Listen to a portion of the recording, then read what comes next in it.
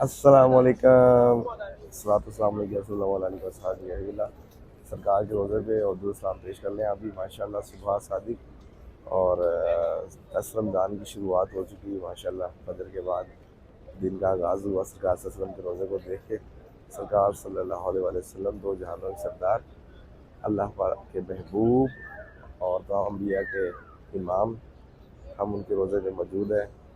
اور یہ جس مقصد کے لیے نظریں آنکھیں دی ہیں، جسم دیا ہے، آج وہ مقصد پورا ہو رہا ہے کہ ہم اپنی آنکھوں سے سرکار سے کا روزہ دیکھ رہے ہیں، محسوس کر رہے ہیں کہ یہ وہ ہستی ہے، یہ وہ ذات پاک ہے جس کی روشنی پوری کائنات میں نظر آتی ہے، جس نے اسلام کے لیے اتنی قربانیاں دیں. دو جہانوں کے سردار ہونے کے باوجود بہت سی تکلیفیں، بہت سے پریشانیاں، بہت سے کٹھن مراحل دور کیے اور اسلام کا جھنڈا سر بلند کیا، یہاں تک کہ اپنے خاندان کو بھی قربان کیا.